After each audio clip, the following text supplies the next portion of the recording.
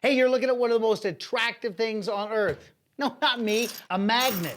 Today on DIY side, the coolest things that you can do at home with magnets. Watch this. Plus, I'll show you how to find meteorites on your house. Look at this, looks like we got something. I'm Steve Spangler, and I love blowing stuff up with the power of science. I'm gonna show you how you can do it yourself. Bam! You can harness the power of science in your own home with DIYScience. Yeah!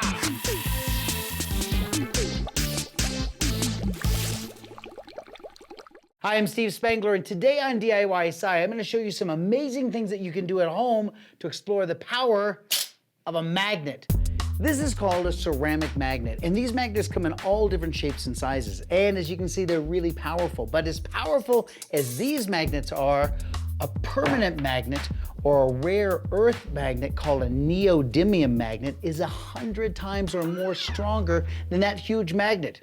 They'll do this in your hand. So here, let me hold it on my hand and get close underneath. You can see how we totally can make something move in our hand, but it's so magnetic.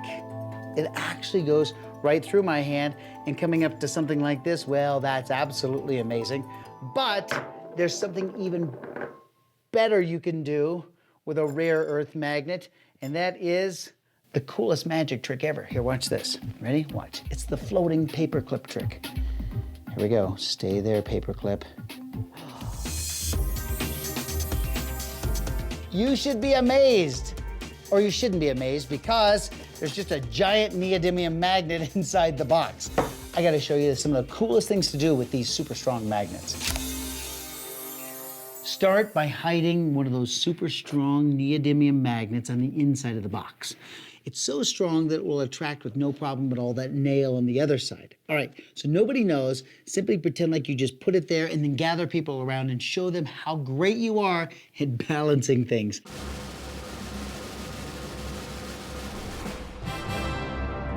They're gonna think you're amazing.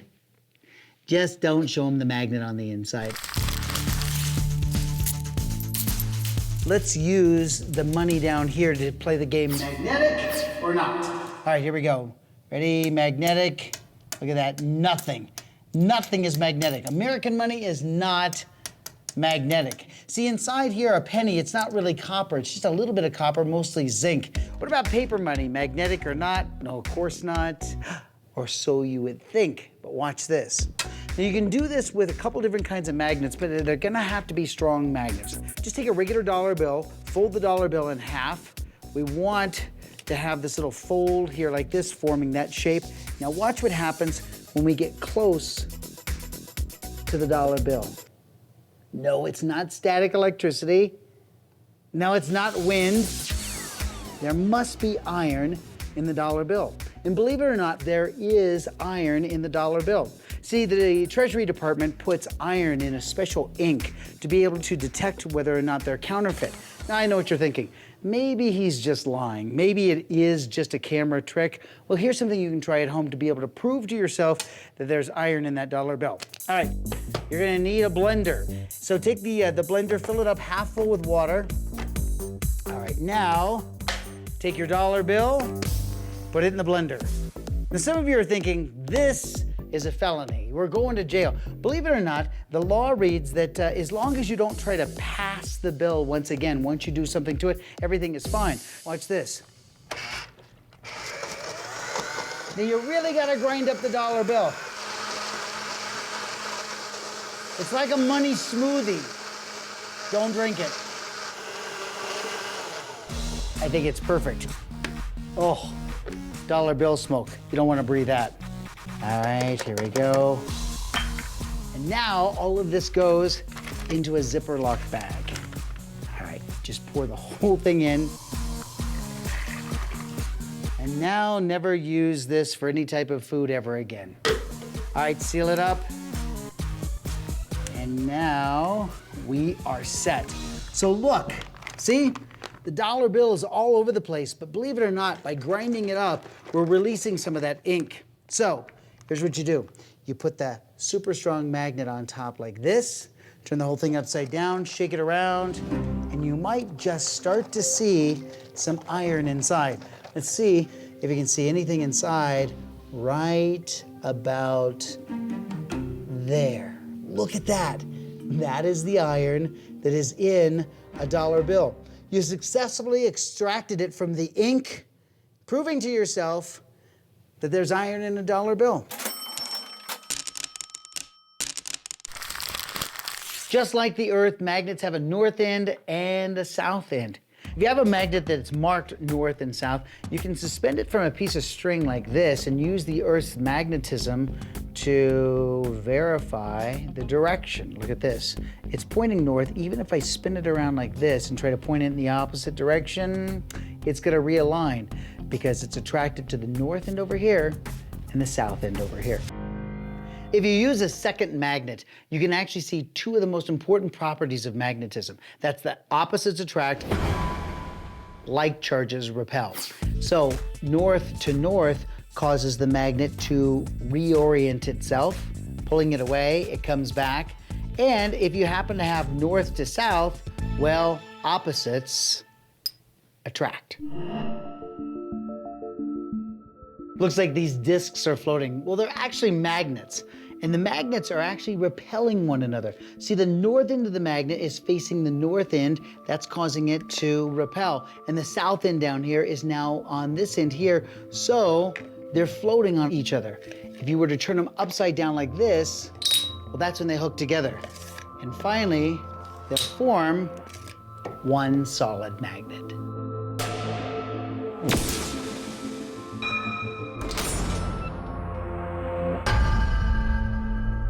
The forces of magnetism are invisible, but you can see the effects of magnetism, or you can see a magnetic force if you use something like iron powder or iron filings. This is a jar of iron filings. Instead of putting it right here on the very top, let's put these pieces of paper over the top of the magnets and now see whether or not you can see the pattern. Look at this. By just sprinkling the iron filings, you'll see that they start to stick. You can see where the magnetic lines of force really are.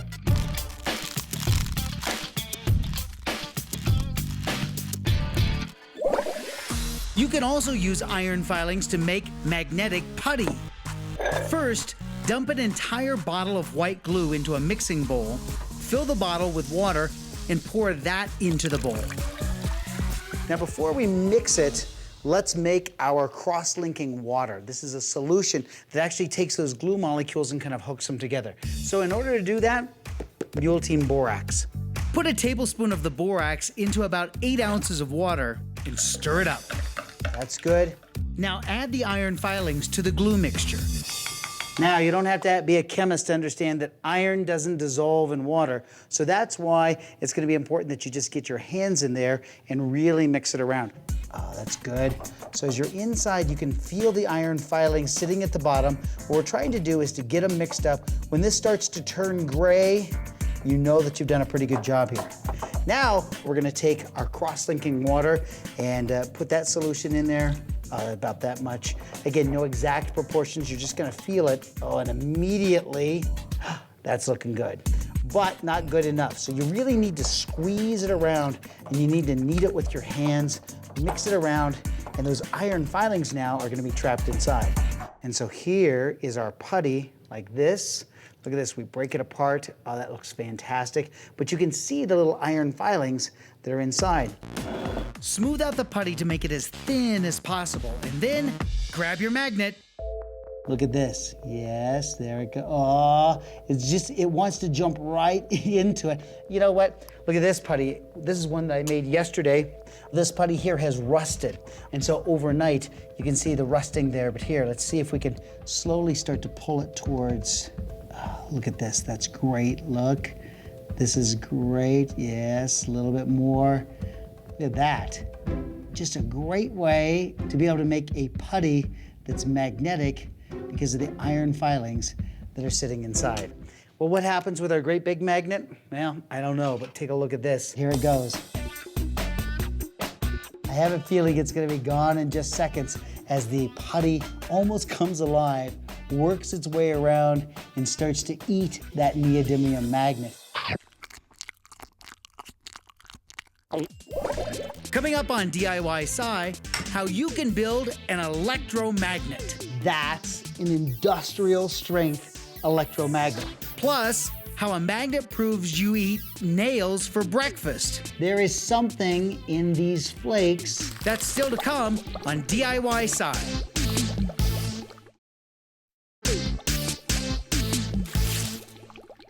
Welcome back to DIY Sci. Now, a lot of people ask, what do you do with a big magnet like this? Well, in fact, this can be used for a really clever device down here. See, this magnet is a part of this sweeping system that allows us to work around a parking lot and pick up all those pesky nails and screws, anything that might ruin your tires.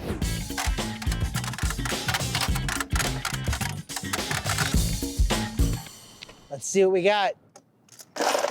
Look at that, it's ingenious. Just lift up the magnet, everything drops, and we're ready to do the rest of the parking lot.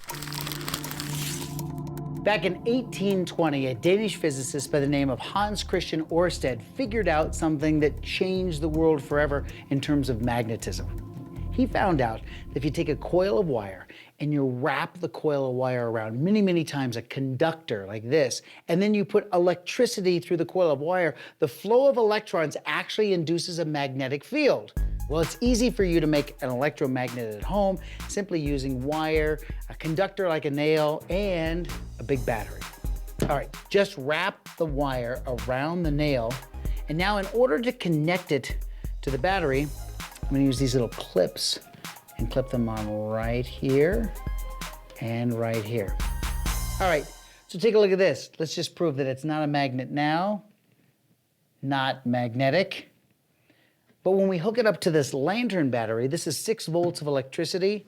Here, watch. And it works. So it's easy to make an electromagnet that you can control by simply controlling the flow of electricity. Well, anything worth doing is worth overdoing. This is an industrial strength electromagnet. We're using 6 volts, but the coil of wire inside is the secret to make this electromagnet work. The hook goes over the 16-pound bowling ball, and now let's hook it on. Negative to the negative side, the positive to the positive side. Watch this. Should work. Let's see if it works.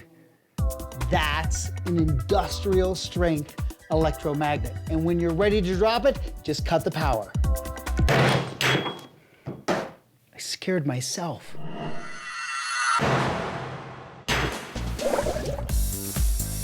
Look at this.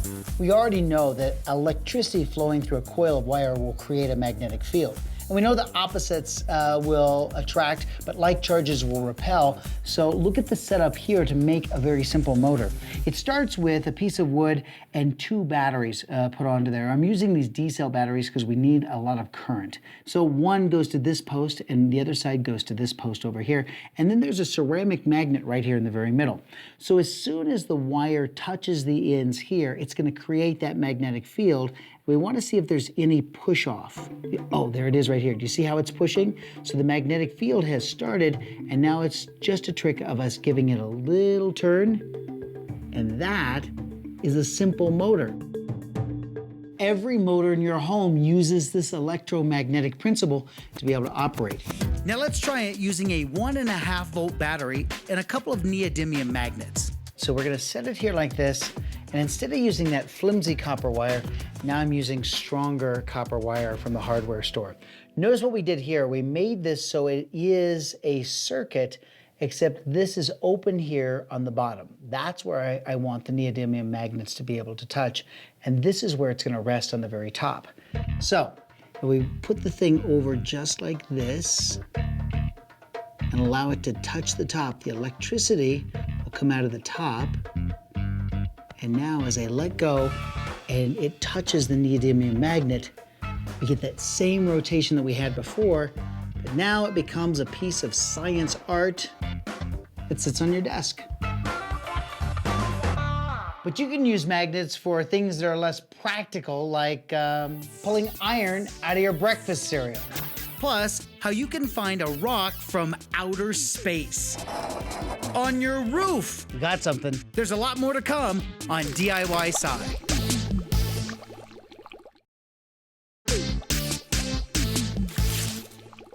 I'm Steve Spangler. Welcome back to DIY We're exploring the science of magnets. Earlier, we found out that a dollar bill is magnetic because there's iron in it.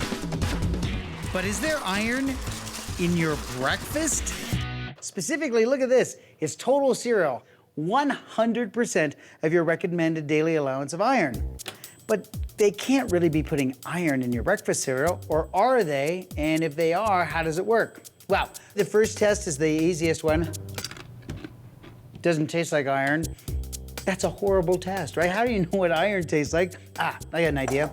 How about trying to pick up the flake with a magnet? Let's try this one first. Nothing. Let's hook the super strong magnet, the neodymium. No, nothing at all. See, there really is no... Here, take a look at this though. Look, by crushing it up, look at the edges of the magnet. Now, either that's static electricity, or maybe there's condensation. I got another test. Put water in the plate like this, and let's create a little skating rink for some flakes. And now, let's see what happens when you get the magnet really, really close to the flake. Watch this. You can actually pull these flakes around the water. Look. You're not touching it. Nobody is blowing on it. There is something in these flakes that is attracted to this magnet. Want more proof? Put a cup of cereal in a plastic bag. Excellent. And now to that, we're gonna add water. A lot of water. And now we're gonna seal up the bag and shake it around. Now you're gonna have to let this sit and mix for about 15 or 20 minutes. You want it to become like soup. I did that just a little while ago, and this is what the bag looks like with even a little bit more water. Look at this. All of that cereal now has been mixed up, sealed up, and now here's the test. Let's put that magnet right on top like this. Turn the whole thing upside down, shake it around. I'm gonna squeeze it up just a little bit to get it away from the liquid.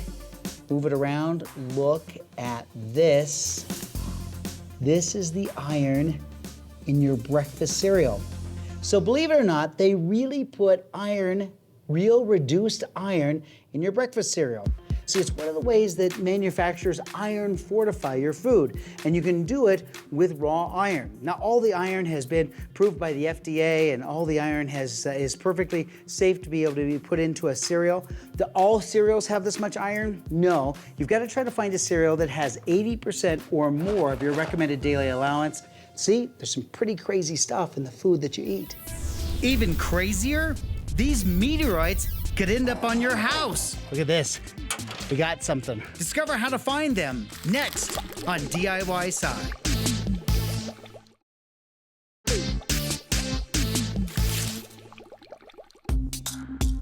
If you think that all things in outer space stay in outer space, well, you'd be wrong. You probably have a whole bunch of meteorites trapped on your house. Meteors constantly burn up in the Earth's atmosphere and hit the ground as tiny meteorites. Meteors turn into meteoroids and they hit your roof. That doesn't break through. They're tiny little pieces and they get washed down and trapped in the gutter. That's why we're gonna use our super strong neodymium magnet, a Ziploc bag, and we're gonna run it along the inside of the gutter to see if we can pick up some space debris.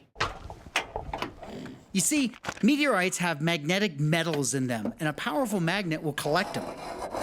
Look at this. We got something right there. Now, no telling what this really is. If they're actually meteorites that hit the roof, they say that they're going to be very, very tiny particles and perfectly round. I can't tell. We're going to need to go ask the experts. Inside the Denver Museum of Nature and Science is the Hall of Gems and Minerals. Hey, Samantha. Hey, Steve. That's where I meet up with Samantha Richards. Steve, we got some meteorites out to show you here. I think these are the ones you're probably most familiar with, the big stony and iron meteorites. You said that there are sometimes up to 1,000 inquiries you get every year with people bringing in stones and thinking that they're a meteorite. How do you know? One of the easiest ways to tell is if they're magnetic. So if you'll pick that one up right there. Just like what we were using. This is our neodymium magnet, right? Ready? Bingo. There you go. Okay, but if this hit your house, They would do a lot of damage. it's a lot of damage. So what would be the possibility of a meteorite hitting the house like what do you call the small ones? Micrometeorites. Okay, so what's the possibility it hits the house, tumbles down, goes into the gutter? I mean, is it really a possibility? Definitely a possibility. Most meteorites break up as they enter the atmosphere into thousands of dust-sized specks. So, was the dust I collected at the house really micrometeorites? The museum's high-powered microscope will let us know. This is very exciting, Steve. I think we found a micrometeorite. So how would you know? Well, the first thing we know is you found it with a magnet in your gutter. Got it? And the thing we can tell from the microscope is the shape. Do you see how it's a nice sphere? Okay. This Wow. nice little sphere metal ball. It looks like it's a perfect little BB.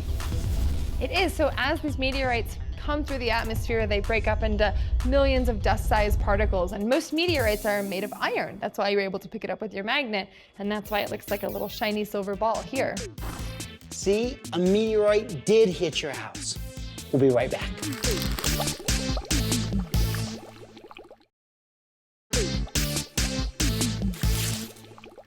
Well, what did we learn today? We learned that magnets can both attract and repel, and both of these forces have practical applications. From collecting meteorites off your roof You got something. to building a motor. Every motor in your home uses this electromagnetic principle to be able to operate. But you can use magnets for things that are less practical, like pulling iron out of your breakfast cereal. I'm Steve Spangler. We'll see you next time on DIY Science.